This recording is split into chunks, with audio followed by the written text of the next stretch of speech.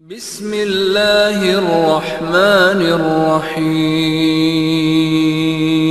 حقیقت کے آج کے اس حلقے میں ہم اور آپ انشاءاللہ تبارک و تعالی سوال نمبر 103 پڑھنے جا رہے ہیں۔ سوال نمبر 103 میں جو بات پوچھی گئی ہے وہ چونکہ موضوع جدید مناہج کا ہے، نئے راستوں کا ہے، اس لیے یہ سوال اس وقت کثرت سے آتا ہے، کثرت سے یہ سوال آتا ہے اور بہت سارے لوگ یہ سوال آئے دن کرتے رہتے ہیں، انہیں الجھن ہے، انہیں بے چینی ہے، اس لیے یہ باتیں بار بار پوچھی جاتی ہیں۔ یہ سوال 103 نمبر جو ہماری اس کتاب میں صفحہ نمبر 468 پر موجود ہے۔ کہا جا رہا ہے آج کل جو جماعتیں پائی جاتی ہیں انہیں اسلام سے منسوب کرنے یا اسلامی کے وصف سے متصف کرنے کی کیا وجہ ہے؟ آج کل جو جماعتیں پائی جاتی ہیں، یعنی میدان میں دنیا میں بہت ساری جماعتیں ہیں اور ان جماعتوں کو اسلام سے منسوب کرنے، یعنی اسلامی جماعت، اس جماعت کو اسلام سے جوڑ دینا، اسلامی جماعت، فلاں جماعت اسلام سے، فلاں جماعت اسلام سے، فلاں جماعت اسلام سے متعلق ہے، یہ اسلام سے منسوب کرنے یا اسلامی کی صفت سے متصف کرنے کی کیا وجہ ہے؟ اور ان پر جماعتوں کے لفظ کا استعمال کیوں کر درست ہے؟ یعنی ان کو ہم جماعت کہتے ہیں، جماعتیں کہتے ہیں، تو کیا جماعتیں کہنا چاہیے یا نہیں کہنا چاہیے؟ کیا جماعت کا لفظ ان فرقوں کے لیے استعمال ہو سکتا ہے یا نہیں ہو سکتا ہے؟ جبکہ جماعت تو ایک ہی ہے، جماعت تو ایک ہی ہے، جیسا کہ حذیفہ رضی اللہ تعالیٰ عنہ کی حدیث میں ہے۔ اب یہ سوال آپ دیکھیں، غور کریں کہ اس میں 2-3 باتیں پوچھی جا رہی ہیں۔ ایک بات تو یہ پوچھی جا رہی ہے کہ جب جماعت ایک ہے تو بہت ساری جماعتوں کو جماعت کا نام دیا جا سکتا ہے، جماعت کا لفظ ان کے لیے استعمال ہو سکتا ہے، یا جماعت کا لفظ ان کے لیے استعمال نہیں ہو سکتا ہے؟ کیوں استعمال ہو سکتا ہے؟ دوسری بات، ان جماعتوں کو اسلام سے منسوب کرنے کی کیا حقیقت ہے؟ کیا ان کو ہم اسلامی کہہ سکتے ہیں؟ اسلامی کی صفت سے متصف کر سکتے ہیں؟ تو جواب اس کا کیا ہے؟ جواب بہت اصولی انداز کا جواب شیخ صالح فوزان حافظہ اللہ دے رہے ہیں۔ کہتے ہیں جماعتوں سے مراد ہر دور میں پائے جانے والے فرقے ہیں۔ جماعتوں سے مراد ہر دور میں پائے جانے والے فرقے ہیں، یعنی جماعت کا لفظ جب جمع استعمال کیا جائے، جماعتوں، جماعتیں، ایک اصل جماعت کے علاوہ جب جماعتوں کی بات کہی جائے تو اس سے مراد ہر دور میں، ہر زمانے میں جو فرقے ہیں اس اصل جماعت سے نکل کر، اس سے ہٹ کر جو الگ دھڑا بن گیا ہے، اس کو ہر دور کے اس طرح کے دھڑوں کو جماعتیں کہہ دیا جاتا ہے۔ شیخ کہتے ہیں ہر دور میں پائے جانے والے فرقے مراد ہیں ان جماعتوں سے، اور یہ کوئی انہونی بات نہیں ہے، کوئی تعجب کی بات نہیں ہے، نبی کریم صلی اللہ علیہ وسلم کا ارشاد ہے۔ یعنی یہ کوئی بڑی بات نہیں ہے کہ بہت ساری جماعتیں ہیں جن کو فرقے ہیں لیکن ان کو جماعتوں کا نام دے دیا گیا ہے، اور ہر دور میں اصل جماعت جو قرآن کی، سنت کی، صحابہ کی جماعت ہے، یعنی صحابہ کے مشن پر چلنے والوں کی جماعت ہے، اس جماعت کے علاوہ بہت ساری دھڑے، بہت سارے فرقے ہر دور میں پائے جاتے ہیں۔ خود نبی کریم صلی اللہ علیہ وسلم نے یہ بات فرمائی تھی کہ یہودی 71 فرقوں میں، نصارہ 72 فرقوں میں، اور میری امت 73 فرقوں میں تقسیم ہوگی۔ کلھا فی النار الا واحدہ، سب کے سب جہنم میں ہوں گے، جہنم میں جائیں گے سوائے ایک کے۔ تو اب یہاں پر یہ حدیث بتلا رہی ہے کہ فرقے بنیں گے، فرقے رہیں گے، دھڑبندیاں ہوں گی۔ خود نبی کریم صلی اللہ علیہ وسلم جو اپنی زبان سے کہہ رہے ہیں کہ میری امت 73 فرقوں میں تقسیم ہوگی، سب جہنم میں جائیں گے سوائے ایک کے، تو اس کا مطلب یہ ہے کہ وہ 72 جو ہے نا 72 وہ سب کے سب فرقے ہیں اور وہ سب جہنم میں مطلب سزا پائیں گے وہ۔ اور یہ حدیث صاف بتلاتی ہے کہ ہر دور میں فرقہ بندی رہے گی، فرقہ بندی رہے گی۔ تو یہی جو فرقے ہیں نا انہی کو استعمال میں جماعت کہہ دیا جاتا ہے، استعمال میں انہی کو جماعت کا لفظ ان پر استعمال کر لیا جاتا ہے۔ اس سے مراد جماعت نہیں ہے، اس سے مراد یہی فرقے ہیں۔ تو اصل میں غلط فہمی کہاں ہو رہی ہے؟ غلط فہمی ہو رہی ہے کہ فرقوں پر جماعت کا لفظ استعمال کیا جا رہا ہے۔ تو فرقے ایک سے زیادہ ہو سکتے ہیں، 10 20 100 200 500 1000 2000 فرقے بھی ہو سکتے ہیں، لیکن اصل صحیح معنی کے اعتبار سے جماعت ایک سے زیادہ نہیں ہو سکتی۔ جماعت ایک ہی ہے، کیونکہ جماعت کہتے ہیں اسے جو اس قرآن پر، نبی کی سنت پر اور صحابہ کرام کے طریقے پر جمی رہے، اسی طریقے کو پکڑ کر کے بیٹھے، وہی جماعت ہے۔ اس سے ہٹنے والے ایک ہوں 2 ہوں 10 ہوں 100 ہوں 1000 ہوں، وہ جماعت نہیں کہلاتے ہیں، وہ اصل میں فرقے کہلاتے ہیں، ٹکڑے، یعنی اصل جماعت سے نکل کر کے الگ تھلگ ہو جانے والے، الگ نظریہ، الگ فکر، الگ سوچ، الگ مقاصد کے ساتھ الگ ہونے والے، یہ فرقے کہلاتے ہیں۔ اصل میں انہی کو عام استعمال میں لوگ جماعت کہہ دیتے ہیں۔ ہماری اور آپ کی زبانوں پر بھی یہ لفظ بہت زیادہ استعمال ہوتا ہے، ہم بھی جماعت کہہ دیتے ہیں۔ سماج میں پائی جانے والی، دنیا میں پائی جانے والی مسلم جماعتیں، ظاہر سی بات ہے مسلم جماعتیں نہیں، اسلام کا نام لے کر دھڑبندی کرنے والے فرقے، یہ ہونا چاہیے، کیونکہ اصل جماعت تو ایک ہی ہے۔ جماعت جمع نہیں ہو سکتی، جماعت کو جمع نہیں کیا جا سکتا، وہ فرقے ہیں جن کو جماعت کے لفظ سے یاد کیا جاتا ہے۔ لیکن یہ حدیث صاف صاف بتلا رہی ہے کہ وہ فرقے ہوں گے، جماعت ایک ہوگی اور بقیہ سب فرقے ہوں گے، انہی فرقوں کو جماعت کہہ دیا جاتا ہے۔ تو کہتے ہیں لہٰذا جماعتوں اور فرقوں کا پایا جانا ایک معروف بات ہے۔ یہاں پر بھی جماعت کا لفظ جو استعمال کیا گیا اسی معنی میں اس کا پایا جانا ایک معروف بات ہے۔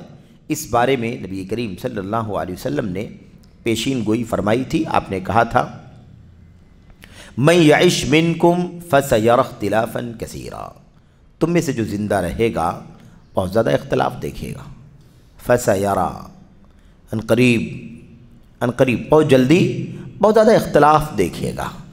اب دیکھیے نبی کریم صلی اللہ علیہ وسلم کی وفات کو 1435 سال گزرے ہیں، 1435 سال گزرے ہیں، 1500 سال سے بھی کم اللہ کے نبی کی وفات کو، کیونکہ سن 11 ہجری میں وفات ہوئی ہے، 11 ہجری آپ نکال دیں اور ادھر 45، تقریباً 1434-35 سال کا یہ عرصہ گزرا ہے۔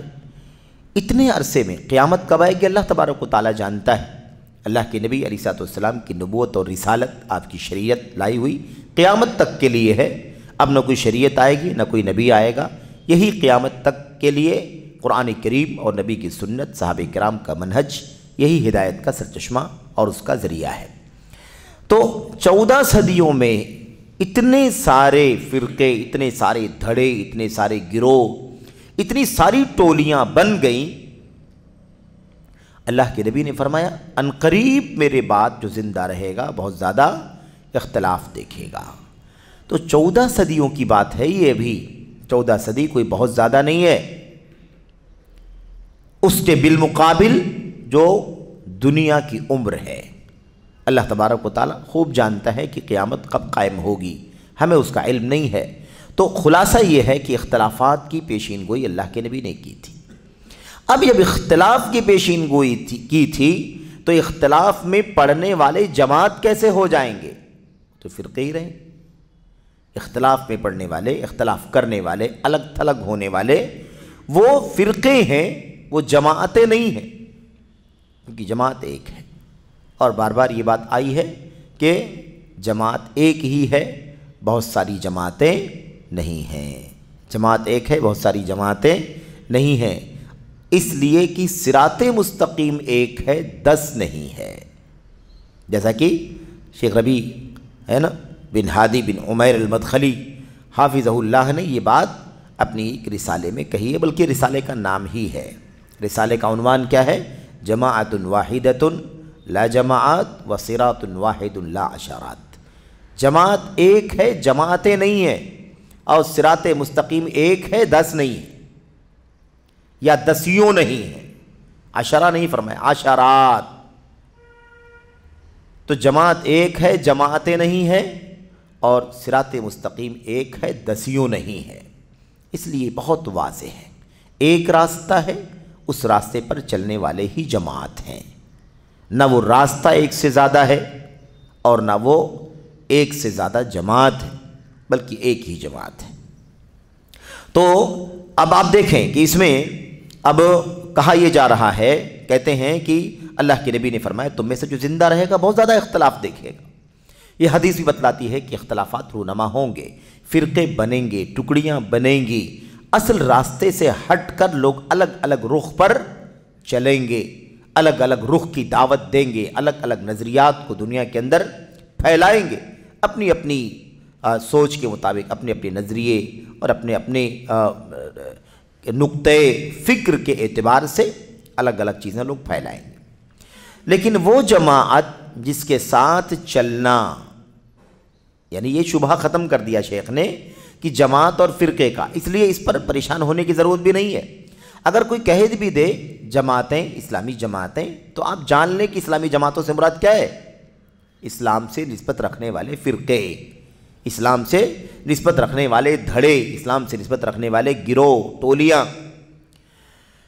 تو وہ جماعت جس کے ساتھ چلنا، اس کی پیروی کرنا، اس سے وابستہ رہنا واجب ہے، وہ جماعت اہل سنت و جماعت، اس کا نام کیا ہے اس جماعت کا؟ اہل سنت و جماعت، فرقہ ناجیہ ہے، فرقہ ناجیہ ہے۔ تو اب یہاں بھی ایک شبہ ختم ہو جانا چاہیے۔ کہتے ہیں کہ 73 میں سے جو 73واں ہے جس کو اللہ کے نبی نے جنت میں جانے کے لیے کہا ہے کہ وہ جنت میں جائے گا، بقیہ 72 جہنم میں سزا پائیں گے، وہ بھی تو فرقہ ہے۔ تو فرقہ ہے لیکن فرقہ ناجیہ ہے، فرقہ ہے لیکن فرقہ ناجیہ ہے، اور فرقہ ناجیہ ہی کو اللہ کے نبی نے دوسری حدیث میں جماعت کہا ہے، ہی الجماعہ، ہی الجماعہ، اور جماعت کا معنی بتلایا ہے کہ جس طریقے پر، جس راہ پر آج میں اور میرے صحابہ ہیں وہ جماعت ہے۔ تو جماعت کا معنی کلیئر ہو جانا چاہیے، واضح ہو جانا چاہیے کہ جماعت کہتے ہی اسے ہیں جو اس طریقے پر رہے جس پر نبی کریم صلی اللہ علیہ وسلم اور آپ کے صحابہ کرام تھے، اللہ کے نبی کے طریقے پر، نبی کے صحابہ کے طریقے پر رہنے والے ہی جماعت ہیں۔ تو اب جو شبہ پیدا کیا جاتا ہے کہ 73 میں سے اللہ کے نبی نے فرمایا 73 فرقوں میں تقسیم ہوگی میری امت، 73 میں سے 72 جہنم میں اور ایک جنت میں، لیکن ہے سب کے سب فرقہ، کیونکہ فرقے 73 ہیں، 72 جنت میں، جہنم میں، اور ایک جنت میں، تو ہیں تو سب فرقے۔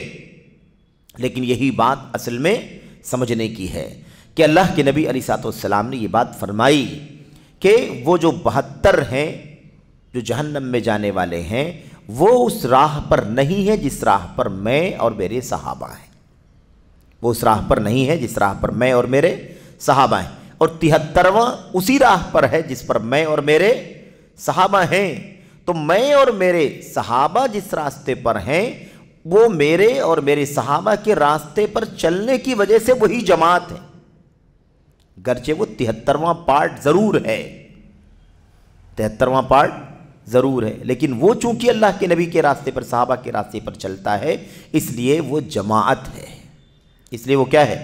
وہ جماعت ہے۔ تو غلط فہمی دور ہو جانی چاہیے کہ صرف فرقہ کہتے ہیں، وہ بھی تو ایک فرقہ ہے، وہ بھی تو ایک فرقہ ہے، وہ فرقہ ہے لیکن فرقہ ناجیہ ہے، نبی کے طریقے پر اور آپ کے صحابہ کرام کی راہ پر چلنے والا ہے، اس لیے اسی کو جماعت کہا گیا ہے۔ خود نبی کریم صلی اللہ علیہ وسلم کی حدیثوں کے اندر اس کی پہچان بتلائی گئی ہے، اس کی شناخت بتلائی گئی ہے کہ وہ دنیا میں جہاں بھی ہوں گے، جس دور میں بھی ہوں گے، ان کا راستہ نبی کا راستہ اور نبی کے صحابہ کرام کا راستہ ہوگا۔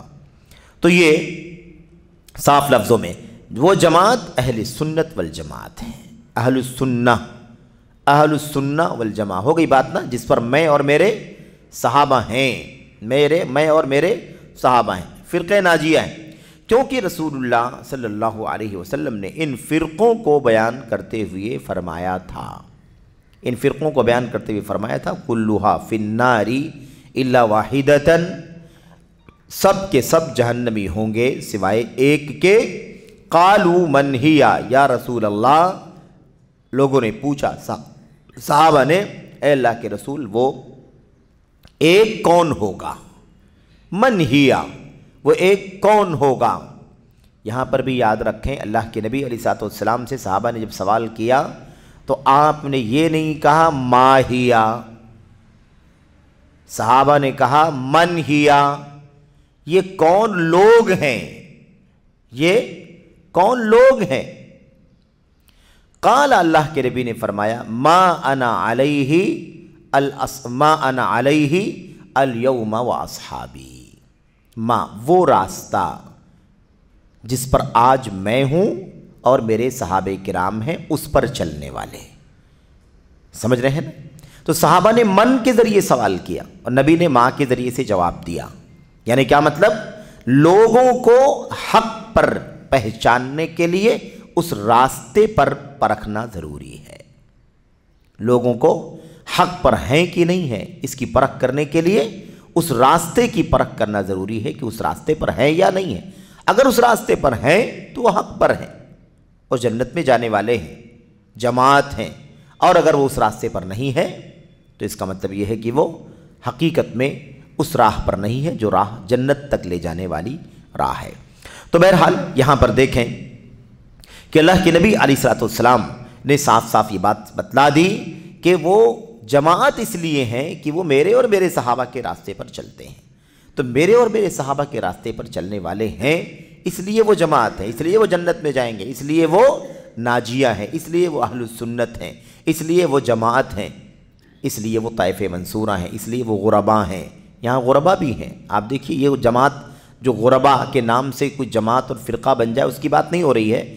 اللہ کے نبی کی حدیث میں جو الغربا آیا ہوا ہے وہ بھی اسی معنی کے اعتبار سے 73 ہیں، 73 میں سے 72 اصل راستے سے ہٹے ہوئے ہیں، ایک راستے پر ہے اجنبی ہے، وہ 72 اس کو کوستے ہیں کہ تو کس راستے پر چل رہا ہے، تو کس راستے پر چل رہا ہے، تیرا راستہ کیا ہے، تو سب سے الگ تھلگ ہے، یہ دیکھ ہم 72 ایک ساتھ میں ہیں لیکن تو الگ راستے پر۔ تو وہ اکیلا ہو چکا ہے، وہ اجنبی ہو چکا ہے، وہ کیا کہتے ہیں غریب ہو چکا ہے، پہچان نہیں ہے، اس کی شناخت نہیں ہے، اکیلے پن کی وجہ سے وحشت ہے۔ یہ اصل میں خاص طور پر اسی بنیاد پر اللہ کے نبی علیہ الصلوۃ والسلام نے فرمایا کہ اجنبی ہو جائے گا اسلام، اصل اسلام کیا ہوگا؟ اجنبی ہو جائے گا۔ ما انا علیہ الیوم واصحابی والے دیگر فرقوں کے بیچ میں اجنبی ہو جائیں گے۔ اللہ کے نبی علیہ الصلوۃ والسلام سے مسند احمد بن حنبل وغیرہ کی روایت میں پوچھا گیا تھا کہ غربا کون ہے اللہ کے نبی صلی اللہ علیہ وسلم، غربا کون ہے؟ تو اللہ کے نبی علیہ الصلوۃ والسلام نے کیا جواب دیا تھا؟ آپ نے فرمایا تھا ہم الذین یصلحون اذا فسد الناس، ہم الذین یصلحون اذا فسد الناس، یہ وہ لوگ ہوں گے جو درستی پر رہیں گے جب لوگوں میں بگاڑ آ جائے گا، جب لوگ بگڑ جائیں گے تب بھی یہ صلاح اور نیکی کی راہ پر چلیں گے، صلاح پر نیکی پر قائم رہیں گے جب لوگ فساد کا شکار ہو جائیں گے، لوگ بگڑ جائیں گے۔ بعض روایتوں میں اللہ کے نبی نے فرمایا ہم النزاع من القبائل، ہم النزاع من القبائل، نزاع کھینچے ہوئے، قبیلوں کے چنندہ، قبیلوں کے چنندہ، سلیکٹڈ، اس قبیلے میں کوئی اکا دکا، اس قبیلے میں کوئی اکا دکا، اس قبیلے میں کوئی اکا دکا، یعنی اگر تلاش کرو ڈھونڈو تو نادر اکا دکا آپ کو ملیں گے جو اس راستے پر چلنے والے ہوں گے، وہی غربا ہیں، وہی غربا ہیں۔ سب الگ تھلگ ہو جائیں گے، وہ اکیلے پڑ جائیں گے، وہ تنہا ہو جائیں گے، وہ اجنبی ہو جائیں گے، وہ فساد میں مبتلا لوگوں میں شامل ہونے کے بجائے اپنی صلاح پر، اپنی نیکی پر قائم رہیں گے، اسی عقیدے پر، اسی ایمان پر، اسی عبادت پر، اسی عمل پر، اسی سلوک پر ڈٹے رہیں گے جو انہیں قرآن سے، نبی کی سنت سے اور اللہ کے نبی کے صحابہ سے ملا ہے۔ یہی ہے ما انا علیہ الیوم و اصحابی۔ تو یہ بات یاد رہے کہ فرقہ اس معنی میں ہے کہ سب الگ تھلگ ہوئے تو وہ الگ رہ گیا، سب الگ تھلگ ہو گئے تو وہ الگ رہ گیا، اس لیے وہ الگ دکھائی دیتا ہے، لیکن ہے وہ ناجیہ، ہے وہ نجات پانے والا، ہے وہ جنت میں جانے والا، ہے وہ نبی صلی اللہ علیہ وسلم کی راہ پر اور آپ کے صحابہ کرام کے طریقے پر چلنے والا، اس لیے وہ نجات پانے والا ہے۔ یہی ضابطہ اور پیمانہ ہے۔ شیخ صالح فوزان کہتے ہیں یہی ضابطہ ہے، یہی پیمانہ ہے، تمام جماعتوں میں اسی جماعت کا اعتبار کرنا واجب ہے جو اس منہج و طریقے پر گامزن ہو جس پر رسول اللہ صلی اللہ علیہ وسلم اور آپ کے صحابہ رضی اللہ عنہم گامزن تھے۔ یہی اعتبار کرنا ہے۔ اتنے سارے فرقے ہیں، اتنے سارے دھڑے ہیں، اتنی ساری تنظیمیں ہیں، اتنی ساری جماعتیں ہیں، اتنی ساری ہے نا، اتنے سارے احزاب ہیں، ان تمام کو پرکھنے کا ایک ہی راستہ ہے کہ ہم دیکھیں کہ کون ہے جو نبی کے راستے پر اور آپ کے صحابہ کرام کے راستے پر چلتا ہے۔ ہماری پرکھ کا معیار یہی ہونا چاہیے۔ ہم نہ تو بھیڑ بھاڑ دیکھیں، نہ بڑی تعداد دیکھیں، نہ شخصیتوں سے مروب ہوں، نہ ان کی سرگرمیوں سے، ان کی ایکٹیویٹیز سے مروب ہوں، نہ ان کے ملکی اور عالمی مسائل میں سب سے زیادہ انوالومنٹ کی بنیاد پر ان کو حق سمجھ لیں، کہ یہ معیار حق نہیں ہے، کیونکہ یہ معیار حق نہیں ہے۔ میرا معیار حق یہ ہے ما انا علیہ الیوم و اصحابی، آج میں جس راستے پر ہوں میرے صحابہ اس پر جو ہیں وہ حق پر ہیں۔ یہاں پر آپ دیکھیں کہ اللہ کے نبی نے اس کے علاوہ کوئی اور پہچان نہیں بتلائی، ایک ہی پہچان جس راستے پر میں اور میرے صحابہ، کم ہوں گے وہ کوئی پہچان نہیں، زیادہ ہوں گے وہ کوئی پہچان نہیں، اکٹھا ہوں گے کوئی پہچان نہیں، ایک ملک میں ہوں گے کوئی پہچان نہیں، ایسی کوئی تعین اللہ کے نبی نے، عرب کے ہوں گے وہ ایسی کوئی بات نہیں، عجم کے ہوں گے وہ ایسی کوئی بات نہیں، مشرق کے، مغرب کے، شمال کے، جنوب کے، ہے نا، کوئی پہچان ایسی اللہ کے نبی نے کوئی بدلائی نہیں، ایک ہی پہچان کہ وہ میرے اور میرے صحابہ کے راستے پر چلنے والے ہوں گے۔ دنیا میں جہاں بھی ہوں گے، مشرق میں، مغرب میں، عرب میں، عجم میں، کم ہوں گے، زیادہ ہوں گے، اکٹھا ہوں گے، الگ الگ ملکوں میں اکا دکا، دو دو چار چار ہوں گے، کچھ بھی ہو سکتا ہے، لیکن پہچان یہ ہے کہ وہ کیا ہوں گے، وہ میرے اور میرے صحابہ کے راستے پر چل رہے، یہی پہچان ہے آپ کی۔ تو جماعت کہلانے کا حق کس کو ہے؟ اسی کو ہے جو اس راستے پر چلے۔ بقیہ جو اس سے ہٹے ہوئے ہیں وہ استعمال کے اعتبار سے جماعتیں انہیں کہہ دیا جاتا ہے، تو جماعتیں کہہ دیا جاتا ہے، ہم کو سمجھ لینا ہے کہ اس سے مراد جماعتیں نہیں ہیں، کیونکہ جماعتیں ہیں ہی نہیں اسلام کے اندر، جماعت ایک ہی ہے اسلام کے اندر، اور جب جماعتیں نہیں ہیں تو وہ کیا ہیں؟ وہ ہر دور میں، ہر زمانے میں پائے جانے والے اس اصل راستے سے ہٹے ہوئے فرقے۔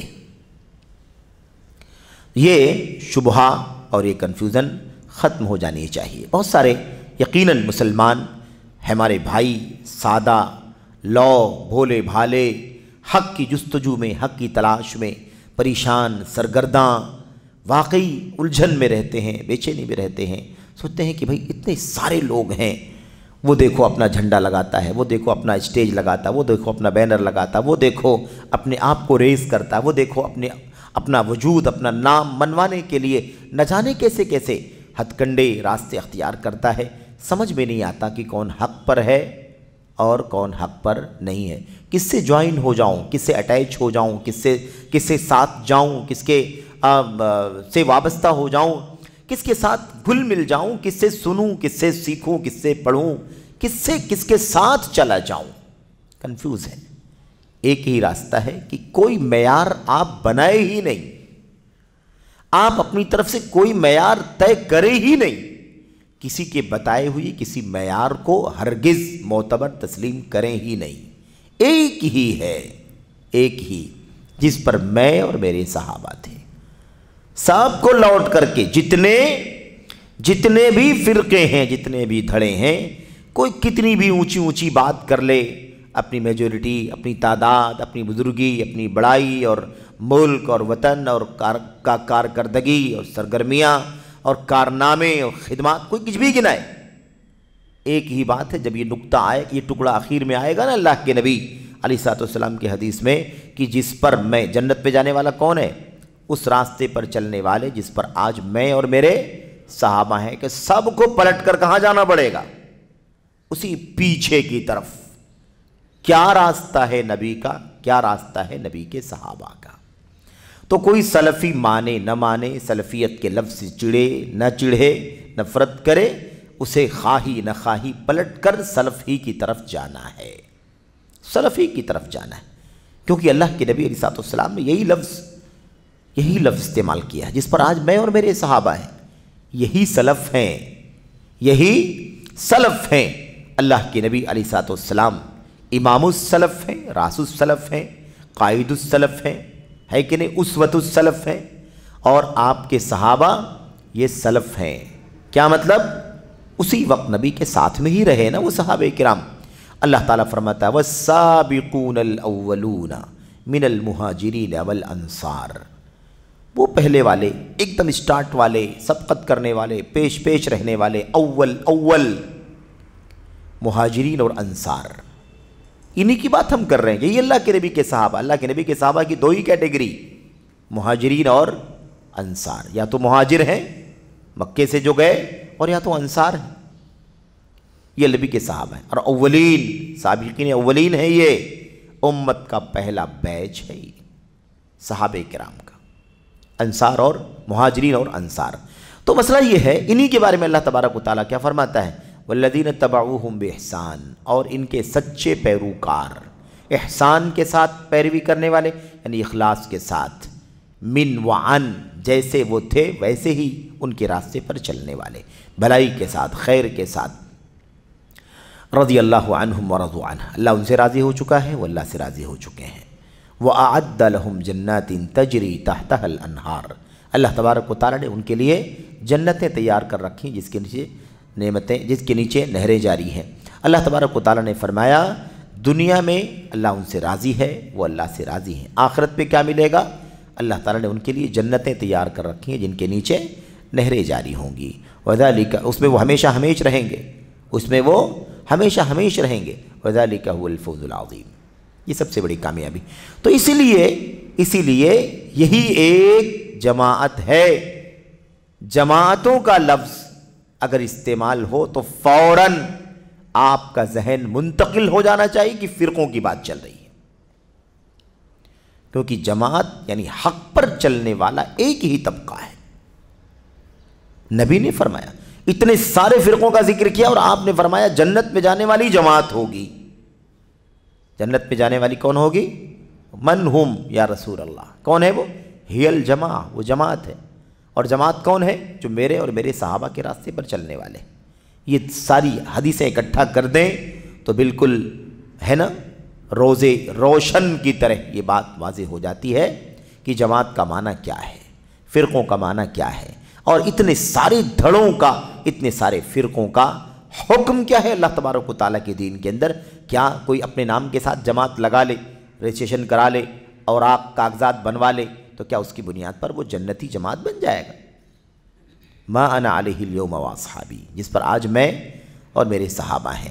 تعداد کبھی معیار نہیں رہا، عرب عجم کبھی معیار نہیں رہا، ایکٹیویٹیز، سرگرمیاں، نام، شہرت، چرچا، 100 سالہ تاریخ، 200 سالہ تاریخ، پرانے ہیں، نئے ہیں، یہ سارے کبھی بھی یہ ساری چیزیں معیار نہیں رہی ہیں۔ کم ہو زیادہ ہو اس سے کوئی فرق نہیں پڑتا، اکا دکا بھی ہو، اکیلا بھی کوئی ہو تو بھی وہ جماعت ہے۔ حتیٰ کہ اگر کوئی ایک بھی نہ ہو کہیں، تو کہیں دنیا میں ضرور اس پر چلنے والا ایک ہوگا، کیونکہ اس سے کبھی دنیا خالی نہیں رہے گی۔ لا تزال طائفہ، ہمارے ارد گرد ہو سکتا ہے نہ ہو، لیکن ایک طائفہ ہوگا، ایک گروہ ضرور رہے گا حق پر چلنے والا، ایک جماعت ضرور حق پر قائم رہنے والی ہوگی۔ یہ اللہ تبارک و تعالیٰ کا نظام ہے۔ بہرحال اللہ تبارک و تعالیٰ نے یہ ساری باتیں اس کے اندر بیان کر دی۔ اس کے بعد آگے دیکھیے کیا کہتے ہیں، یہی لوگ جماعت ہیں، صفحہ نمبر 470 پہ، یہی لوگ جماعت ہیں جو ایک جماعت ہیں، ان میں تعدد و تقسیم نہیں ہو سکتی۔ یہ نقطہ خاص طور پر یاد رکھنے کا ہے، اس میں تقسیم نہیں ہوگی۔ جو ایک جماعت جنت میں جانے والی جماعت ہے نا، جس پر میں اور میرے صحابہ ہیں، اس کے اندر ٹکڑے اور ایک سے زیادہ، اس کا تصور ہی نہیں ہے، اس کا تصور نہیں ہے۔ فرقوں کے بیچ میں نبی اور صحابہ کے راستے پر چلنے والے جماعت ہیں۔ فرماتے ہیں شیخ صالح فوزان کہ یہی لوگ جماعت ہیں جو ایک ہیں، ایک سے زیادہ نہیں ہے۔ ان میں تعدد یعنی ایک سے زیادہ اور تقسیم یعنی ٹکڑا نہیں ہو سکتا ہے۔ نبی اور صحابہ کے راستے پر چلنے والے لوگ جو ہیں اس میں کوئی ٹکڑا نہیں کیا جا سکتا۔ آپ سوچیں جب سب کے سب نبی اور صحابہ کے راستے پر چلیں گے تو ٹکڑا بنے گا کیسے؟ تقسیم اس کے اندر کیا کیسے جائے گا؟ تقسیم ہوگا ہی نہیں، سمجھ رہے ہیں؟ جب کسی بھی طرح سے تھوڑا یا زیادہ نبی یا صحابہ کے راستے سے باہر نکل جائے گا کوئی، فوراً فرقہ بنے گا، فوراً ٹکڑا بن جائے گا۔ لیکن جب تک نبی کے راستے پر صحابہ کے راستے پر چلے گا تب تک اس کے اندر ٹکڑا ہونے کا سوال ہی پیدا نہیں ہو سکتا۔ بھئی اسی پر آپ بھی اسی پر، میں بھی اسی پر، فلاں بھی اسی پر، فلاں بھی، ایک مشرق میں، ایک مغرب میں، ایک عرب میں، ایک عجب میں، ایک افریقہ میں، ایک فلاں میں، کہیں بھی رہے وہ، سب کے سب نبی کے صحابہ کرام، نبی اور آپ کے صحابہ کرام کے راستے پر چلنے والے ہیں، تو اس میں ٹکڑا کرنے کی کوئی گنجائش ہی نہیں ہے۔ جب اس فکر سے ہٹ جائے گا تو فوراً الگ ہو جائے گا۔ اچھا، یہ اول تا آخر ایک ہی جماعت ہے، اول تا آخر، شروع سے لے کر کے آخر تک۔ اس بات کو سمجھنے کے لیے اقوال سلف میں تفصیل سے باتیں آئیں گی، یہاں پر ایک اشارہ، صرف اور صرف اشارہ کرنا مقصود ہے۔ وہ اشارہ یہ ہے کہ جو لکھا، جو شیخ نے کہا یہ اول تا آخر، شروع سے لے کر کے آخر تک، یہ بہت بڑی سچائی ہے حق کی، حق کی بہت بڑی علامت ہے، سچائی کی بہت بڑی پہچان ہے کہ اول تا آخر یہ ایک ہی راہ پر چلتے ہیں۔ اب جو لوگ نبی کے اور آپ کے صحابہ کرام کے راستے پر چلنے والے لوگ ہیں، دنیا میں کہیں بھی بستے ہوں، دیار دور دور ہے، علاقہ دور ہے، ملک دور ہے، وطن دور ہے، کافی فاصلہ، 1000 2000 5000 10,000 کلومیٹر کی دوری پر لوگ رہتے بستے ہوں گے، لیکن ان کے عقیدے میں، ان کے منہج میں، ان کی سنت میں، ان کے صحابہ کے مشن پر چلنے میں کوئی اختلاف آپ کو کبھی بھی نہیں ملے گا۔ آپ چلے جائیں دور سفر کر کے، وہاں پر آپ کو جو اس راستے پر چلنے والا ملے گا، آپ کے عقیدے میں، منہج میں، اس کے عقیدے میں، منہج میں کوئی اختلاف نہیں ملے گا۔ تو حق کی سب سے بڑی پہچان یہ ہے کہ اول تا آخر دنیا کے کسی بھی گوشے میں، کسی بھی خطے میں اور کسی بھی زمانے میں، 400 سال پہلے، 500 سال پہلے، 1000 سال پہلے، 1200 سال پہلے، 1400 سال پہلے، آج بھی اور انشاءاللہ قیامت تک کے لیے یہ شہادت ہے کہ کبھی بھی حق پر چلنے والوں میں کوئی انتشار، کوئی اختلاف نہیں ملے گا۔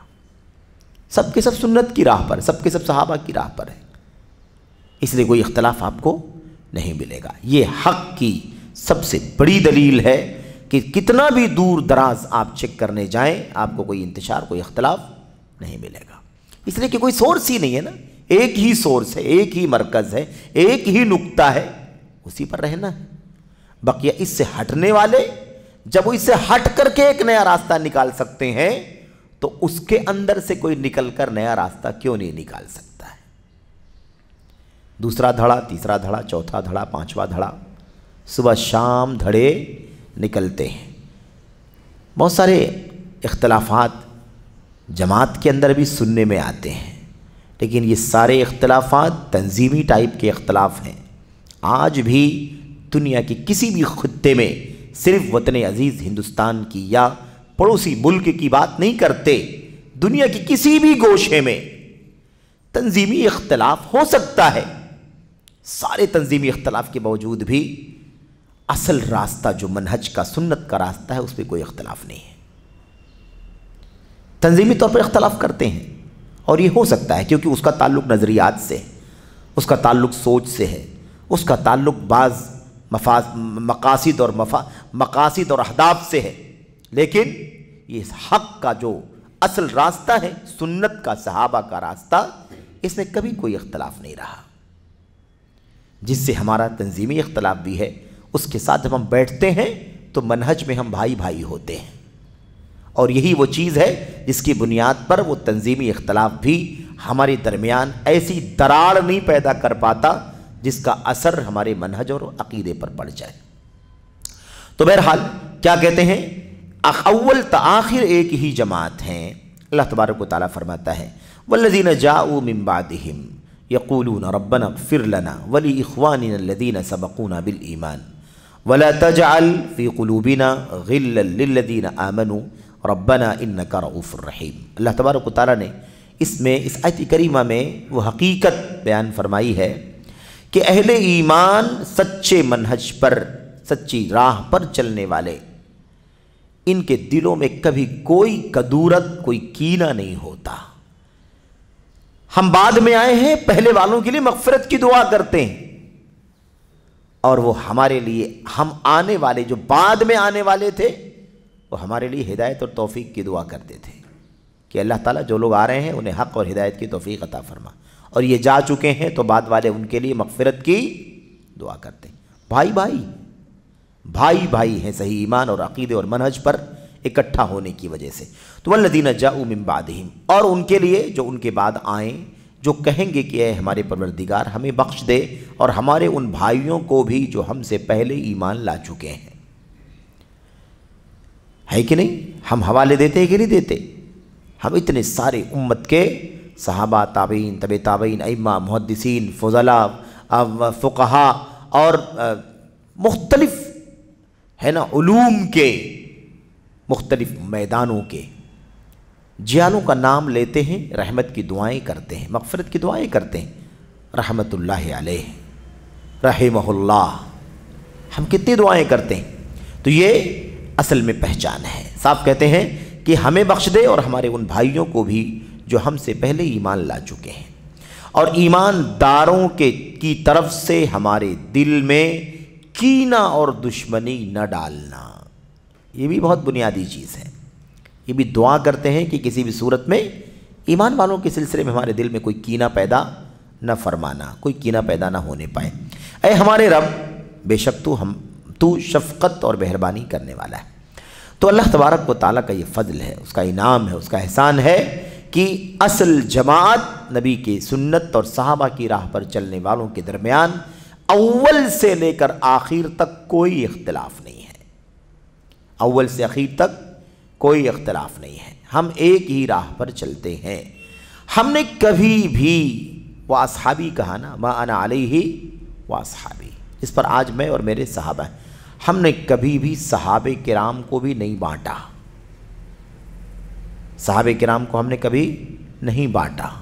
سارے صحابہ کرام صحابیت کے شرف کے اعتبار سے اپنے، میرے بھائیو، اپنی منقبت کے، اپنی شانوں کے مستحق ہیں۔ اللہ کی رضامندی، تعدیل، اخیر میں آخرت میں جنت، یہ ساری سعادت، سارا فضل جو اللہ تعالیٰ نے ان کے لیے رکھا ہے، ہم سب کو اس کا مستحق سمجھتے ہیں۔ ہم صحابہ کرام کے درمیان تفریق نہیں کرتے، یہ صحابی ایسا تھا، یہ صحابی ایسا تھا، یہ صحابی ایسا تھا۔ کسی صحابی کے بارے میں گستاخی کریں، اس کے خلاف تبرہ کریں، ہم فلاں صحابی کا نام لیں احترام سے، دوسرے صحابی کے خلاف بدزبانی کریں، ہم نے کبھی یہ تفریق نہیں کی ہے۔ ہم نے کبھی ابو ہریرہ رضی اللہ تعالیٰ عنہ کو غیر فقیہ نہیں کہا ہے۔ ہم نے کبھی عثمان غنی رضی اللہ تعالیٰ عنہ کو مال غنیمت میں یا حکومت کے بیت المال میں، خلافت کے بیت المال میں خیانت کرنے والا نہیں کہا ہے، یہ ہمارا کام نہیں۔ ہم نے کبھی حضرت معاویہ کے خلاف بدزبانی نہیں کی، ہم نے کبھی حضرت مغیرہ کے خلاف کوئی بدزبانی نہیں کی ہے.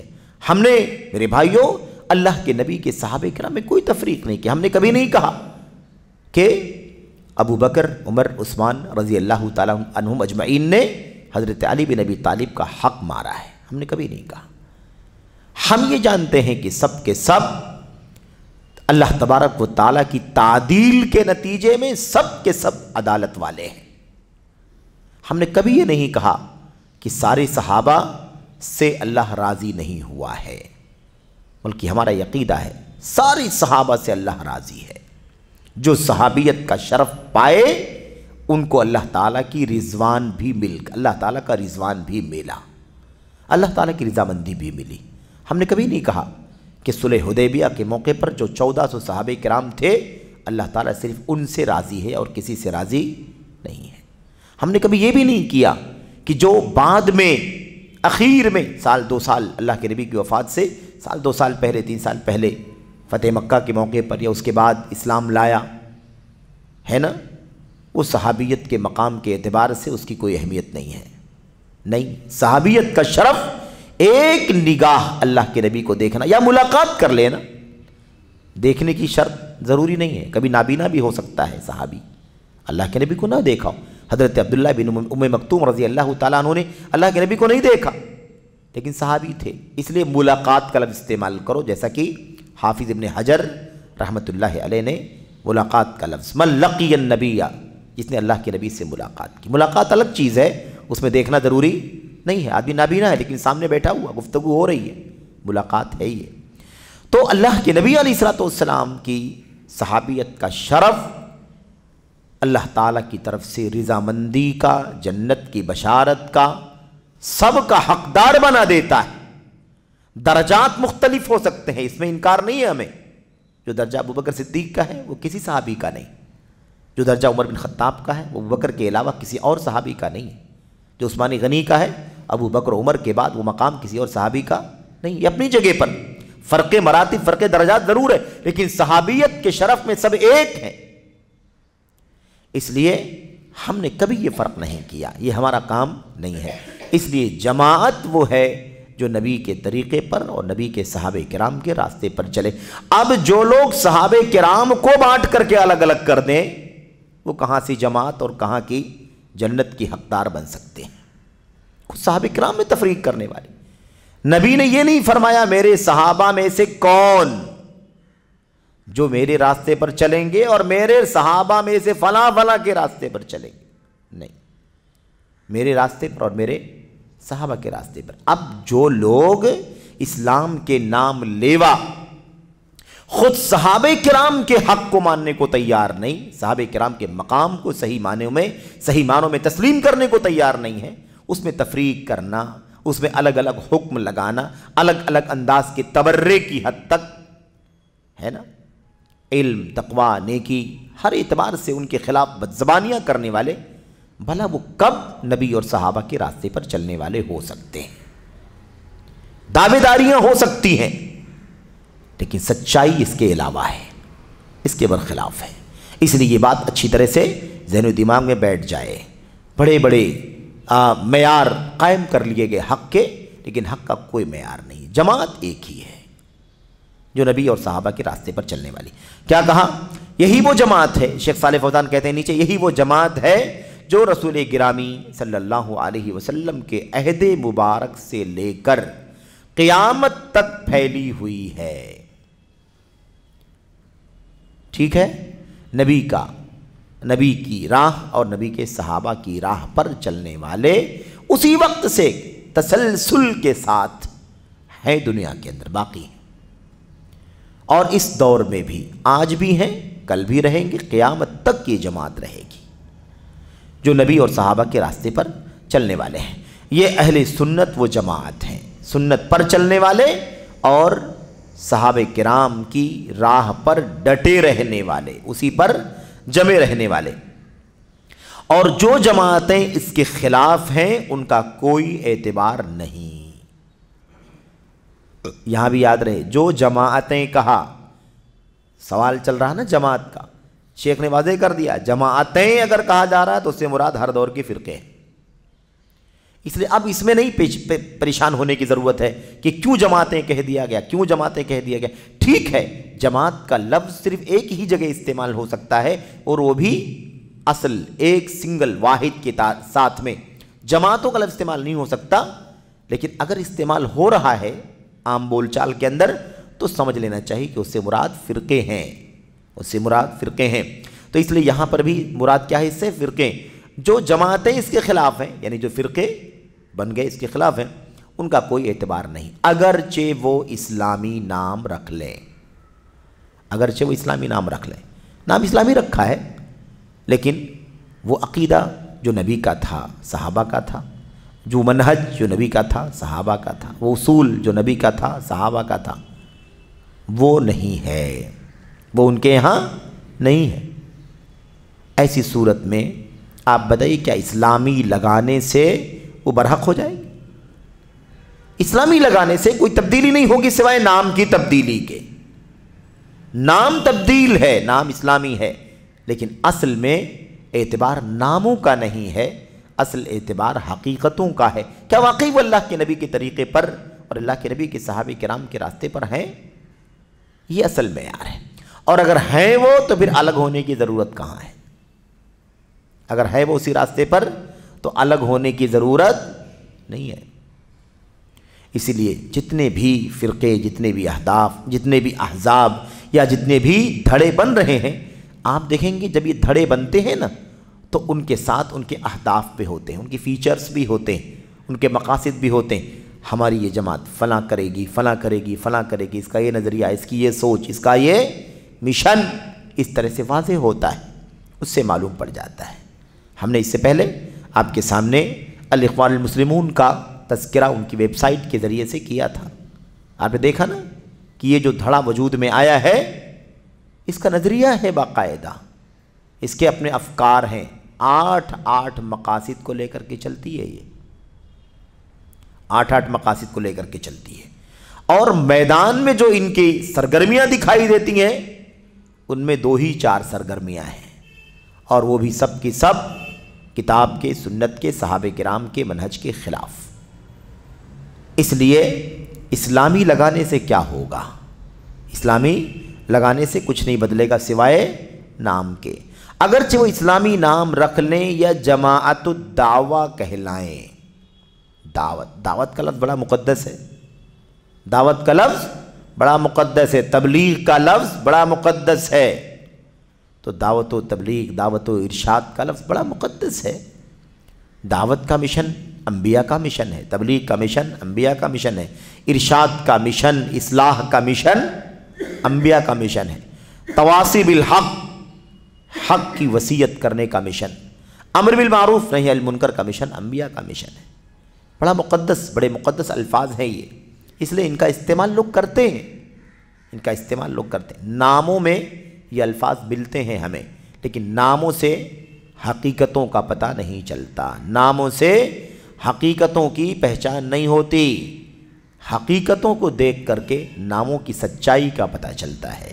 میرے بھائیوں، تو کوئی اسلامی نام رکھ لیں، اگرچہ وہ اسلامی نام رکھ لیں یا جماعت الدعوہ کہلائیں یا کوئی اور نام رکھ لیں، ہر جماعت جو اس جماعت کے خلاف ہے، کون سی جماعت؟ جو ہی الجماعہ، اللہ کے نبی نے فرمایا جنت میں جانے والا کون ہے؟ جماعت ہے۔ جماعت کون ہے؟ اس پر راستے پر جمنے والی، اکٹھا ہونے والی، جس پر آج میں اور میرے صحابہ۔ اس جماعت کے خلاف جو ہر جماعت جو اس جماعت کے خلاف ہے، کس جماعت کے خلاف؟ جس کے امام رسول اللہ صلی اللہ علیہ وسلم تھے، وہ ٹکڑیوں میں بٹے ہوئے مخالف فرقوں میں سے ہے۔ وہ کہاں سے ہے؟ ٹکڑیوں میں بٹے ہوئے مخالف فرقوں میں سے ہے۔ ہمارے لیے اس کی طرف نسبت کرنا جائز نہیں، ہمیں بس اہل توحید و سنت سے نسبت ہے۔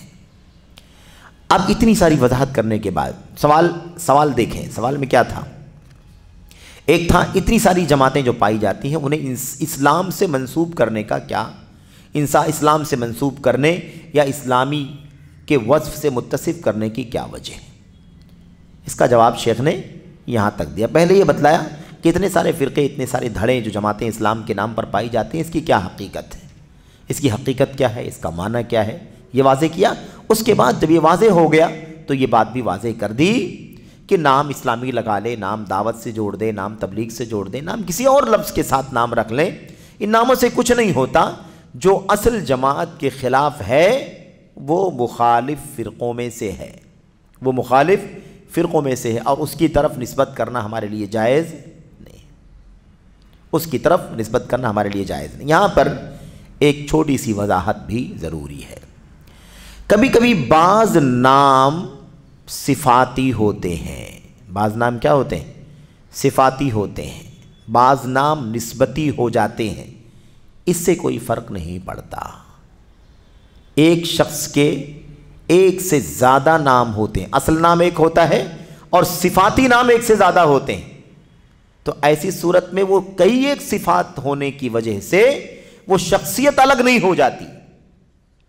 یہی معاملہ جماعت کا بھی ہے، یہی معاملہ جماعت کا بھی۔ آج لوگ تانا دیتے ہیں نا، کہتے ہیں آپ لوگ فیصلہ کر لو بھائی کہ آپ کون ہیں، آپ سلفی ہیں یا آپ اہل حدیث ہیں یا آپ جماعت ہیں یا آپ اہل سنت ہیں یا آپ فلاں ہیں فلاں فلاں ہیں۔ بہت سارے نام اپنی طرف سے تحفے میں بھی دے دیتے ہیں، وہ جو ہمیں نہیں چاہیے لیکن وہ دے دیتے ہیں، تو کہتے ہیں کہ آپ لوگ طے کر لو کہ آپ کون ہیں۔ تو ہم کو بتلانا چاہتے ہیں کہ ہم سب ہیں، وہ ہم سب ہیں، کیونکہ وہ ہماری صفات ہیں۔ آپ کے دیے ہوئے نام نہیں چاہیے، لیکن جو نام ہمارے ہیں وہ ہمارے اوصاف ہیں، ہے نا؟ اہل الحدیث، سلفی، غربا، اہل السنت والجماعت، جماعت، ایسے ہی فرقہ ناجیہ، طائفہ منصورہ، یہ سارے نام کیا ہیں؟ یہ سارے نام صفاتی نام ہیں۔ تو صفاتی ناموں کی بنیاد پر شخص نہیں بدلتا، ذات نہیں بدلتی، اس لیے یہ کنفیوژن پیدا نہ کریں، یہ شبہہ پیدا نہ کریں۔ اور بہت سارے نام جو ہمارے ساتھ جوڑ دیے گئے شخصیتوں سے جوڑ کر کے، مثال کے طور پر جو جماعت اہل حدیث کے علماء ہیں، بڑے علماء، ان علماء کے ناموں سے ہمیں آپ کو منسوب کر دیا گیا۔ مثال کے طور پر کوئی کہتا ہے کہ آپ لوگ امرتسری ہو، کوئی آپ کو کہتا ہے کہ آپ لوگ مدخلی ہو، کوئی آپ کو کہتا ہے کہ آپ لوگ غزنوی ہو، مثال اس طرح کے بہت سارے نام بیان کرتے ہیں لوگ۔ تو یہ سب تو تانے والے الفاظ ہیں، اور یہ جو جن علماء کے نام کے ساتھ ہمیں جوڑا جا رہا ہے، ان علماء کی ہماری نزدیک یہی حیثیت ہے کہ وہ کتاب و سنت کے علماء ہیں۔ ہم اندھی تقلید کسی کی کرنے کے قائل نہیں ہیں۔ سارے سلف سے لے کر کے خلف تک جو سنت کے علماء ہیں، سنت کے ائمہ ہیں، ہم ان کے علم سے فائدہ اٹھاتے ہیں، ان کی کتابوں کو پڑھتے ہیں، ان کی تقریروں سے، ان کے دروس سے، ان کے فتاووں سے، ان کی فقہ سے ہم علم حاصل کر کے ہم اللہ کی کتاب کو، نبی کی سنت کو سمجھتے ہیں۔ کسی کو مطلق طور پر آنکھ بند کر کے قابل تقلید نہیں سمجھتے، قابل اتباع نہیں سمجھتے، کیونکہ اتباع کا مرکز، اتباع کا محور ایک ہے، اور وہ ہے محمد الرسول اللہ صلی اللہ علیہ وسلم۔ یہ ہمارا طریقہ ہے۔ تو یہ جو شخصیتوں سے جوڑ کر کے ہمارے نام دے دیے گئے، ان ناموں سے ہمارا کوئی تعلق نہیں ہے۔ ایسے ہی لوگوں نے ہمیں مقلد اور غیر مقلد کے نام پر لوگوں نے ہمیں غیر مقلد بنا دیا۔ مقلد بھی غلط ہے، غیر مقلد بھی غلط۔ نہ اسلام میں تقلید ہے نہ عدم تقلید ہے۔ اسلام بری ہے تقلید سے، اسلام بری ہے عدم تقلید سے۔ تقلید درست نہیں ہے، عدم تقلید بھی درست نہیں ہے۔ کیوں؟ اس لیے کہ یہ لفظ ہی کتاب و سنت کا نہیں ہے۔ اس لفظ کا کیا تعلق ہے؟ یہ اللہ کا کلام، اللہ کے نبی کی سنت کے ذخیرے، یہ صحابہ کرام کی سیرت ہمارے سامنے ہے۔ کوئی بتائے کہ فلاں کو مقلد کہا گیا، فلاں کو غیر مقلد کہا گیا۔ افسوس تو یہ ہے کہ جو نام ہمارے ہیں وہ نام راس نہیں آتے، اور نئے نئے نام ہمیں دیتے رہتے ہیں لوگ۔ میرے بھائیوں، ہم اعلان کر دینا چاہتے ہیں کہ نہ تو ہم مقلد ہیں اور نہ ہم غیر مقلد ہیں۔ ہمیں تقلید بھی برداشت نہیں اور ہمیں عدم تقلید بھی برداشت نہیں۔ یہ دونوں نام ہمارے کام کے نہیں ہیں، بلکہ ہم کیا ہیں؟ ہم اتباع کی راہ پر چلنے والے ہیں۔ ما انا علیہ اليوم واصحابی، جس پر آج میں اور میرے صحابہ کرام چل رہے ہیں، اسی راہ کی ہم تلاش کرتے ہیں۔ تو اس طریقے سے یہ تانا ہے، طنز ہے، تعریض ہے، تشنیع ہے جو لوگوں کی طرف سے ہمیں ملتا ہے۔ خیر کوئی بات نہیں، یہ دیکھیں آگے بات کیا کہہ رہے ہیں شیخ، وضاحت کے ساتھ مزید آگے جو باتیں ہیں مکمل کر لیں۔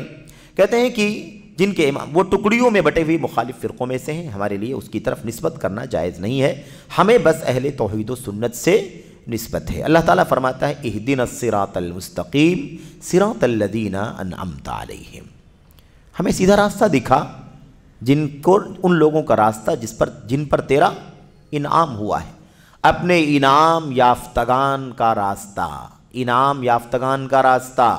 اور انعام پانے والے کون ہیں؟ نیچے اللہ تعالیٰ کا کلام آ رہا ہے، یہ کون لوگ ہیں جن پر اللہ کا انعام ہوا ہے؟ وَمَن يُطِعِ اللَّهَ وَمَن يُطِعِ اللَّهَ وَالرَّسُولَ فَأُولَٰئِكَ مَعَ الَّذِينَ أَنْعَمَ اللَّهُ عَلَيْهِمْ مِنَ النَّبِيِّينَ وَالصِّدِّيقِينَ وَالشُّهَدَاءِ وَالصَّالِحِينَ وَحَسُنَ أُولَٰئِكَ رَفِيقًا۔ اللہ تبارک و تعالیٰ صاحب فرماتا ہے جو بھی اللہ تعالیٰ کی اور اس کے رسول صلی اللہ علیہ وسلم کی فرما برداری کرے وہ ان لوگوں کے ساتھ ہوگا جن پر اللہ تعالیٰ نے انعام کیا ہے۔ تو صراط الذین انعمت علیہم، ان لوگوں کا راستہ جن پر تیرا انعام ہوا ہے، اے اللہ جن پر تو نے اپنی نعمتیں اتاری ہیں ان لوگوں کا راستہ۔ اور جن لوگوں پر اللہ تبارک و تعالیٰ کا انعام ہوا ہے وہ کون ہے؟ انبیاء، صدیقین، شہداء اور صالحین۔ انبیاء، صدیقین، شہداء اور صالحین، دیکھا آپ نے آگے نا اس کے اندر، یہ وہ لوگ ہیں جن پر اللہ تبارک و تعالیٰ کا انعام ہوا ہے۔ تو ہم اللہ تعالیٰ کی انعام یافتگان کی راہ پر چلنے کی دعا کرتے ہیں، اللہ تعالیٰ کی انعام پانے والوں کی راہ پر چلنے کی اللہ تعالیٰ سے دعا کرتے ہیں، اسی کی ہدایت کی توفیق مانگتے ہیں۔ تو ہمیں اور کوئی راستہ نہیں چاہیے، ہمیں اور کوئی نسبت بھی نہیں چاہیے۔ ہمارے بہت سارے بھائی ہیں جو تقلید، عدم تقلید کے موضوع پر جب بات ہوتی ہے تو وہ سنتے ہیں کہ ہمیں غیر مقلد کہا جا رہا ہے، تو کہتے ہیں ہاں بالکل صحیح بات ہے، ہم مقلد نہیں ہیں، ہم غیر مقلد ہیں، تمہارے طرح مقلد نہیں ہیں۔ انہیں بتانا چاہتا ہوں کہ بھئی آپ مقلد بھی نہیں ہیں اور اللہ کی حمد کریں کہ آپ غیر مقلد بھی نہیں ہیں۔ آپ کو کس نے کہا کہ آپ غیر مقلد ہیں؟ اگر آپ غیر مقلد ہیں تو آپ کا سلف کون ہے غیر مقلد ہونے میں؟ آپ سلفی ہیں نا، تو آپ کے اسلاف میں کون غیر مقلد تھا؟ ابو بکر غیر مقلد تھے، عمر، عثمان، علی، عشرہ مبشرہ، اہل بدر، اہل بیت رضوان، صحابہ کی اتنی بڑی جماعت، تابعین کی، کون مقلد غیر مقلد تھا بھائی؟ کوئی مقلد بھی نہیں تھا اور کوئی غیر مقلد بھی نہیں تھا، سب جو تھے وہی ہمیں بھی رہنا ہے، وہ سب متبع سنت تھے۔ والذین اتبعوہم بإحسان والسابقون الاولون من المہاجرین والانصار والذین اتبعوہم، جن لوگوں نے ان کی اتباع کی ہے، اتباع کرنے والا بننا ہے۔ اور اگر یہ نام اتنا اچھا ہوتا نا تو آپ کو کوئی غیر مقلد کا نام اتنے آسانی سے دیتا بھی نہیں۔ وہ نام اچھا نہیں ہے اس لیے دیا جا رہا ہے آپ کو، اس لیے آپ کیوں خوش ہو جاتے ہیں کہ آپ کو غیر مقلد کہا جا رہا ہے؟ تقلید سے بھی نفرت ہے ہمیں اور عدم تقلید سے بھی نفرت ہے۔ ہمیں محبت اتباع سے ہے، ہمیں اتباع سے محبت ہے، ہم اتباع کرنے والے لوگ، ہمیں اتباع کی، اسی لیے آپ کو متبع کہنے کی ہمت کوئی نہیں کرتا، کوئی آپ کو متبع کہہ دے۔ ہم مقلد ہیں اور آپ متبع ہیں، دنیا میں کوئی ایک فرد بھی آپ کو ایسا کہنے والا نہیں ملے گا۔ کیوں؟ اس لیے کہ یہ نام بہت ناگوار ہے، بہت مشکل ہے، کیونکہ پھر سوال پیدا ہوگا آپ متبع ہیں تو ہمارے مقلد ہونے کی کیا دلیل ہے؟ اس لیے آپ کو اپنی طرف سے نام، ہم نے کہا کہ لوگ تحفے میں دیتے ہیں، یعنی مانگا نہیں جاتا تو بھی دے دیتے ہیں۔ یہ غیر مقلد کا لفظ قرآن میں نہیں، سنت میں نہیں، نہ تقلید ہے اسلام میں، نہ عدم تقلید ہے۔ میرے بھائیو، اسلام میں اتباع ہے، ہوائے نفس نہیں ہے، خواہشات نفسانی کی غلامی نہیں ہے، بلکہ اللہ تعالیٰ نے جو ہدایات آسمان سے اتاری ہیں قرآن کی شکل میں، سنت کی شکل میں، اور اس کی فہم کے لیے معیار بنا دیا نبی کے صحابہ کرام کو، یہی راستہ ہے جس پر چلنا ہے، اور اسی کا نام اتباع ہے، اسی کا نام اتباع ہے۔ اتباع کا لفظ بار بار قرآن میں، سنت میں آیا ہوا ہے۔ خیر، ہم یہ بات مکمل کرنا چاہتے ہیں جو بات چل رہی ہے. کیا کہا؟ لہذا جس جماعت نے اپنا منہج، اپنا راستہ اللہ کی کتاب اور اس کے رسول صلی اللہ علیہ وسلم کی سنت کو بنایا، جس جماعت نے اپنا منہج یعنی اپنا راستہ کس کو بنایا؟ اللہ کی کتاب کو، اس کے رسول صلی اللہ علیہ وسلم کی سنت کو بنایا اور نبی کریم صلی اللہ علیہ وسلم کی اس فرمان پر عمل کیا، یہی معتبر جماعت ہے. جماعت کون ہے؟ یہی معتبر ہے. قرآن کو، سنت کو جس نے اپنا منہج بنایا، اپنا راستہ بنایا، اپنا آئیڈیل بنایا اور اس حدیث پر عمل کیا. کس حدیث پر؟ یہ روایت جو مشہور روایت ہے سنن کی، ترمذی وغیرہ کی، ابو داؤد کی صحیح روایت، اور حضرت عرباض ابن ساریہ رضی اللہ تعالیٰ عنہ کی روایت ہے، جس میں اللہ کے نبی نے فرمایا جو لوگ میرے بعد زندہ رہیں گے عنقریب بہت زیادہ اختلاف دیکھیں گے، اس لیے میری سنت کو لازم پکڑو اور خلفائے راشدین کی سنت کو جو ہدایت یافتہ ہیں، میرے بعد آنے والے ہیں، ان کی راہ پر چلو. تمسکوا بہا، اسی کو مضبوطی سے تھام لو. وعضوا علیہا بالنواجذ، اس کو دانتوں سے پکڑ لو. وإیاکم ومحدثات الامور، اور نئی نئی باتیں دین میں پیدا ہونے والی جو ہیں ان سے خبردار بچ کر رہو. یہ نام بھی دیکھیں، نام بھی مسنون ہونا چاہیے، نام بھی سلف میں ثابت ہونا چاہیے. نیا نام آپ کو لانے کی کوئی ضرورت نہیں ہے، نہ قبول کرنے کی ضرورت ہے. سب کچھ جب حق موجود ہے تو آپ کو باطل کی طرف کہیں جانے کی ضرورت نہیں. نام بھی مسنون ہونا چاہیے، نام بھی معصور ہونا چاہیے، نام بھی سلف ہونا چاہیے. اس لیے ہم یہ بات یاد رکھیں کہ کیا کہا؟ وَإِيَّاكُمْ وَمُحْدَثَاتِ الْأُمُورِ، اور خبردار دین میں نئی نئی نکالی ہوئی چیزوں سے بچنا.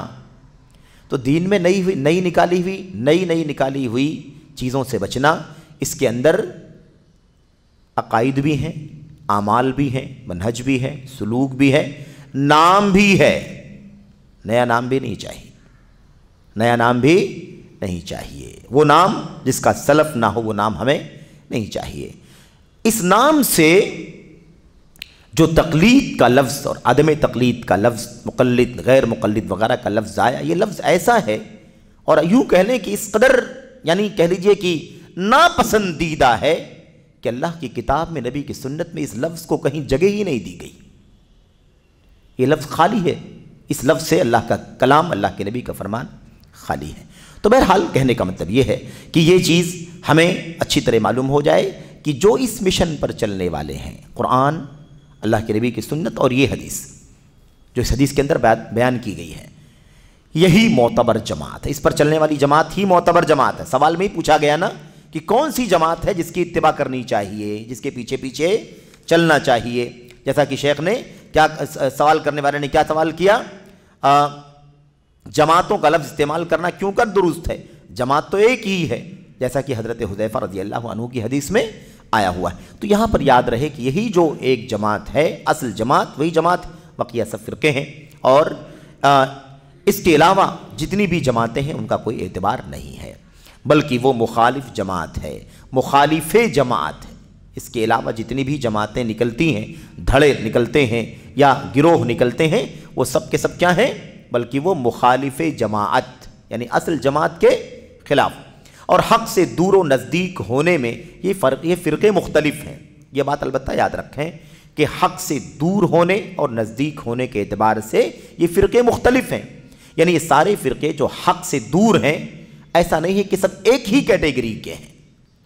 کوئی زیادہ دور ہے حق سے، کوئی کم دور ہے نا. تو دور اور نزدیک ہونے میں مختلف ہیں، کوئی کم کوئی زیادہ مخالف ہے، لیکن مخالف ہونے میں سب ایک ساتھ میں ہیں. مخالف ہونے میں سب ایک ساتھ میں ہیں. وہ یہ کہ سب جہنم میں داخل ہوں گے سوائے ایک کے.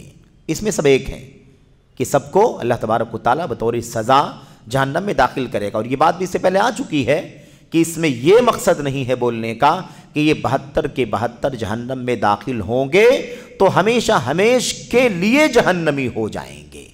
یہ بات نہیں کہی جا رہی ہے. وہی بات کہی جا رہی جو نبی نے فرمایا ہے کہ سب کے سب جہنم میں جائیں گے، ایک کے سوا ایک جنت میں جائے گا.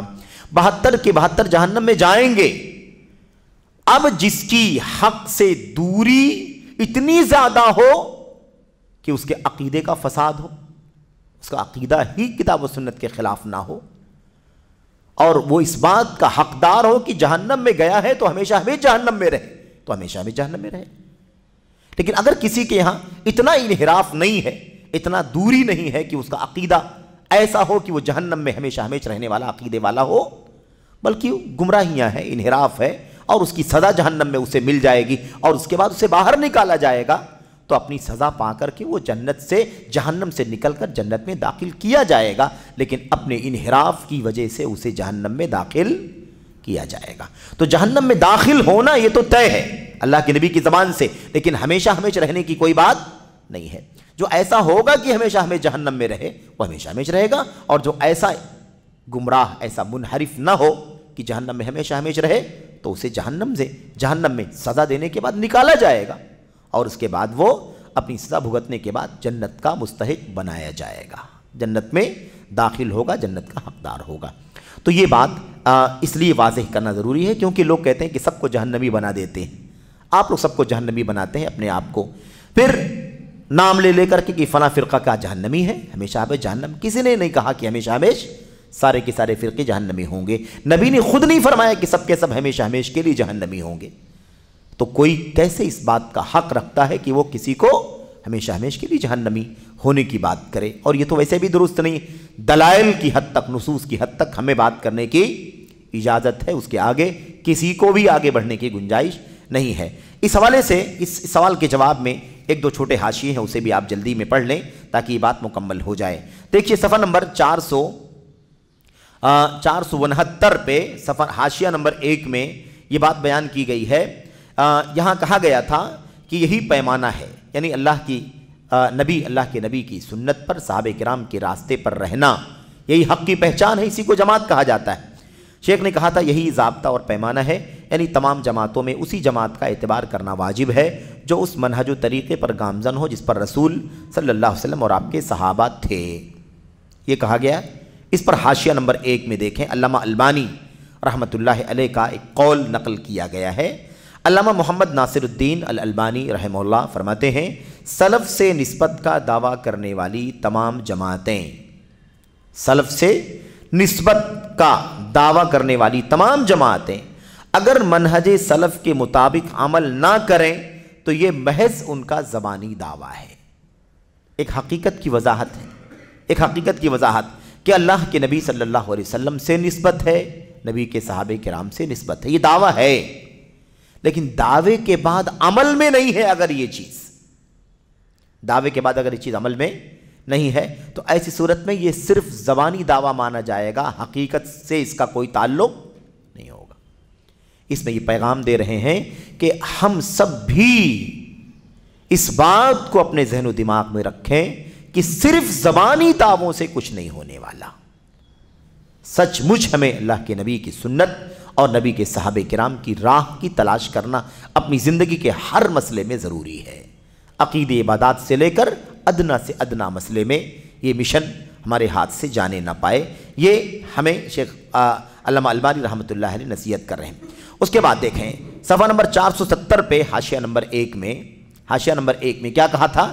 یہی لوگ جماعت ہیں جن کی بات چل رہی تھی نا، یہی لوگ جماعت ہیں جو ایک جماعت ہیں، ان میں تعدد اور تقسیم نہیں ہو سکتی۔ اس کے اندر اللہ کے نبی نے فرمایا کہ 73 میں سے 72 جہنم میں، ایک جنت میں، وہ کون ہے؟ میرے اور میرے صحابہ کے راستے پر، اس میں تقسیم نہیں ہو سکتی، اس میں تقسیم نہیں ہو سکتا۔ کوئی تقسیم اگر آئے کرنے کے لیے ہے نا، صحابہ کرام کو بانٹے، صحابہ کرام کو بانٹنا شروع کر دے کہ ہم فلاں کو مانتے ہیں، فلاں کو نہیں مانتے، فلاں کے پیچھے چلتے ہیں، فلاں کے پیچھے نہیں چلتے، فلاں کی وجہ، فلاں چیز کی وجہ سے غیر معتبر ہیں، ان کے پاس علم نہیں تھا، وہ بڑھاپے میں مثال کے طور پر یعنی فضول انداز کی باتیں کرنا شروع کر دیا تھا انہوں نے، ان کا دماغ کام نہیں کر رہا تھا، جیسا کہ اس وقت کے زاہد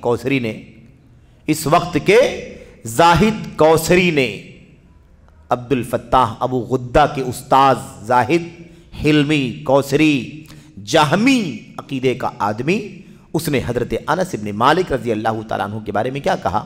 انہو صاحب خرافہ، یہ بہکی بہکی باتیں کرتے تھے، ان کو سمجھ میں نہیں آتا تھا، کچھ بڑھاپا ایسا ہو گیا تھا، اس لیے یہ غیر معتبر ہے۔ استغفر اللہ۔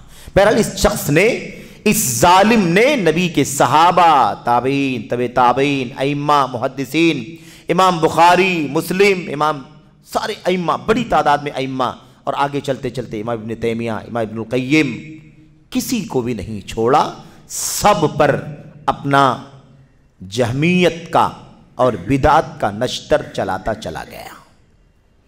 میرے بھائیوں، اب اس کی ایک لمبی گفتگو ہے، لمبی بات ہے، مجھے اس وقت اسے نہیں چھیڑنا ہے کہ زاہد کوثری کا عقیدہ کیا ہے اور وہ کون ہے، اور آج کل کی حنفی دنیا اسے اپنا استاذ مانتی ہے۔ میرے بھائیوں، معذرت کے ساتھ یہ بات کہنی پڑتی ہے کیونکہ یہ منہج سلف ہے، اور منہج سلف کی وضاحت کے لیے جدید مناہج کا تذکرہ آنا حتمی اور لازمی ہے۔ یہاں پر کیا حاشیے میں کیا لکھا، یہ جو بات کہی نا کہ حق والوں میں تعدد اور تقسیم نہیں ہو سکتا۔ منہج نبوت پر قائم مسلمانوں کی جماعت، منہج نبوت یعنی نبوت کے راستے پر، جو نبوت نے، اللہ کے نبی نے جو نبی صحابہ کرام کو، اپنی امت کو جو راستہ دیا، اس راستے پر قائم مسلمانوں کی جماعت نصفیت یا جزویت قبول نہیں کرتی، یعنی اس میں آدھا آدھا بانٹنا یا ٹکڑے ٹکڑے کرنا، جز جز کرنا، یہ ممکن نہیں ہے۔ جب منہج نبوت پر ہیں تو اس میں آپ کیسے بٹوارا کریں گے، اسے کیسے آپ آدھا آدھا کریں گے، یا اس کے اجزاء کیسے الگ الگ کریں گے؟ سب ایک ہی نبوت کے منہج پر، ایک ہی منہج نبوت پر چلنے والے لوگ ہیں، کیونکہ نبی کریم صلی اللہ علیہ وسلم اور آپ کے صحابہ کی دعوت مسلمانوں کی جماعت تیار کرنے کے لیے تھی۔ آپ صلی اللہ علیہ وسلم کے صحابہ کی دعوت کس کام کے لیے تھی؟ مسلمانوں کی جماعت تیار کرنے کے لیے تھی جو توحید کی علم بردار ہو، نہ کہ مسلمانوں میں ایک جماعت کے لیے۔ بات سمجھنے کی ہے۔ کیا کہتے ہیں؟